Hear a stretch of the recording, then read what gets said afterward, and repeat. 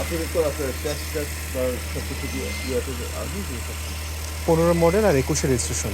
আপনারাই কি ভাই প্রথমে কিনছিলেন নাকি অন্য না, কারো কাছ থেকে? আমার গাড়ি ছিল মেজরে। উনি আচ্ছা গাড়ি নিয়েছিল 43,000 কিলোমিটার বাংলাদেশ। আচ্ছা, এরপরে আপনার উনি আমার কাছে বিক্রি করে 62,000। 62,000। এখনও টায়ার, জাপানি যে টায়ার, ওই টায়ারগুলো আছে। টায়ার টায়ার কিছু চেঞ্জ না, কোনো কিছু চেঞ্জ না। জাপানি গাড়ি যেভাবে এসেছিল আমি কালার করছেন বললেন? সামনের গ্লাস শুধু ব্ল্যাক। গ্লাসে স্টিকার লাগানো। স্টিকার লাগানো লাগে।